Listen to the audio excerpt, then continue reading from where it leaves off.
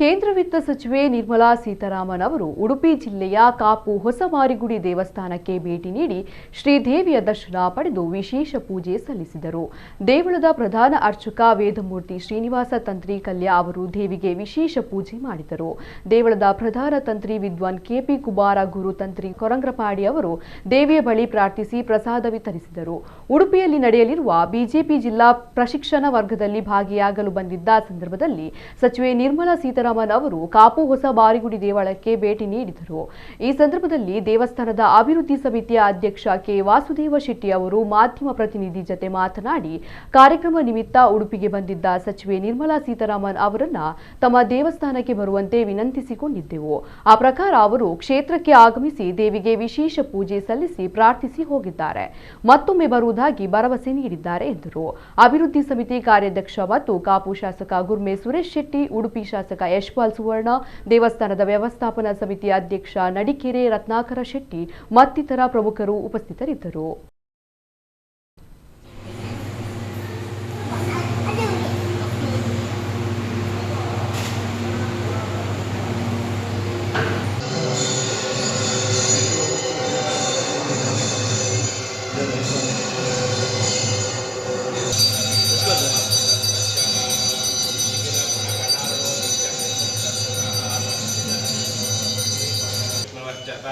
आयाने ते परायाणे दूर्वारोहं विष्णुने प्रदाट्य पुण्डरीकाणि समुद्रस्य ग्रहागिवे.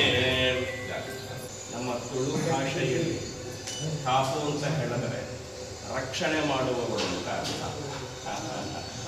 ಕಾಪು. ಈ ಊರಿಗೆ ಒಂದು ಹೆಸರು ಕಾಪು ಅಂತ. ಅದು ಕಾರಣ ಈ ತಾಯಿಯಿಂದಲೇ. ಈ ತಾಯಿಯಲ್ಲಿ ನೆಲೆಯಾದದ್ದೇ ಈ ಒಂದು ಪ್ರದೇಶಕ್ಕೆ, ಪರಿಸರಕ್ಕೆ ಒಂದು ನಿತ್ಯ ರಕ್ಷಣೆ ಮಾಡ್ತಾಳೆ ಎನ್ನುವಂತಹದ್ದು ಮೂಲ ಒಂದು ಉದ್ದೇಶ. ನಮಗೆ 3 ವಸ್ತುಗಳು ಅವಶ್ಯವಾಗಿ ಬೇಕು. ಒಂದು ಚಿತ್ತ, ಮತ್ತೊಂದು ಭತ್ತ, ಮತ್ತೊಂದು ವಿತ್ತ. ಅಮ್ಮನ ಚಿತ್ತ ಬೇಕು ನಮಗೆ, ದೇಶ ಕಟ್ಟಲಿಕ್ಕೂ ಕೂಡ, ಎಲ್ಲದಕ್ಕೂ ಕೂಡ, ನಮ್ಮ ಬದುಕಲಿಕ್ಕೆ ಅಮ್ಮನ ಚಿತ್ತ ಬೇಕು. ಎಲ್ಲದಕ್ಕೂ ಅದನ್ನು ಅದ್ಭುತವಾಗಿ ಜಯ ಜಯ ಮನಸ್ಸಂಕಲ್ಪ ಸಿದ್ಧಿರಸ್ತು ಕೊಡುವಂತಹದ್ದು. ರಕ್ಷಣೆ ಕೊಟ್ಟು ದೇವರು ಕಾಪಾಡ್ತಾರೆ. ದೇವರ ಮನಸ್ಸು ಮನಸ್ಸಂಕಲ್ಪ ಮನಸ್ಸಂಕಲ್ಪ.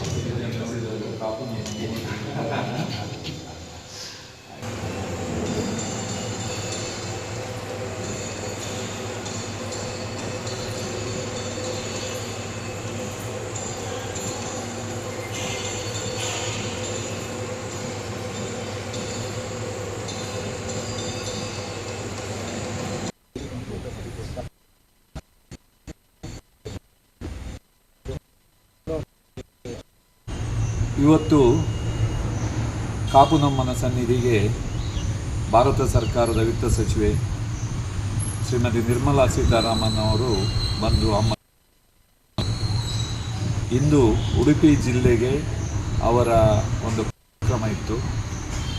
ಆದರೆ ಆ ಕಾರ್ಯಕ್ರಮದಲ್ಲಿ ಕಾಪುನಮ್ಮನ ಸನ್ನಿಧಿಗೆ ಬರುವಂಥ ಒಂದು ಆ ಪ್ರೋಗ್ರಾಮ್ ಇರಲಿಲ್ಲ.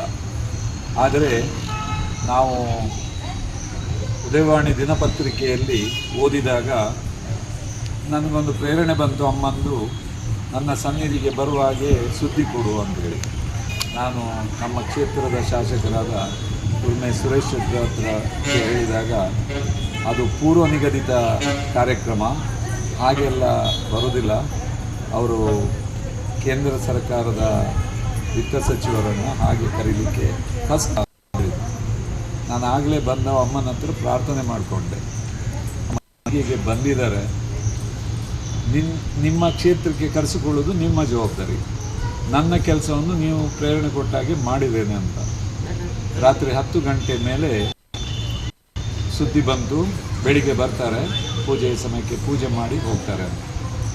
ಈಗ ನಾವು ನಮ್ಮ ಇಡೀ ಸಮಿತಿಗೆ, ವ್ಯವಸ್ಥಾಪನಾ ಸಮಿತಿ, ಅಭಿವೃದ್ಧಿ ಸಮಿತಿ, ಭಕ್ತ ವೃಂದಕ್ಕೆ ಎಲ್ರಿಗೂ ಸಂತೋಷ. ಅಂದರೆ ಪವಾಡ ಸದೃಶ್ಯವಾಗಿ ನಿರ್ಮಾಣವಾದ ಇಂಥ ದೇಗುಲವನ್ನು ಅಮ್ಮನೇ ಮಾಡಿಕೊಂಡಿದ್ದಾರೆ ಇರುವಾಗ ಈ ರೀತಿಯಾಗಿ ಅಮ್ಮ ಇಂಥ ಸಚಿವರನ್ನು ಕರೆಸಿಕೊಳ್ತಾರಂದರೆ ಇದೇ ಇಲ್ಲಿ ಕ್ಷೇತ್ರದ ಮಹಾತ್ಮೆ, ಪವಾಡ.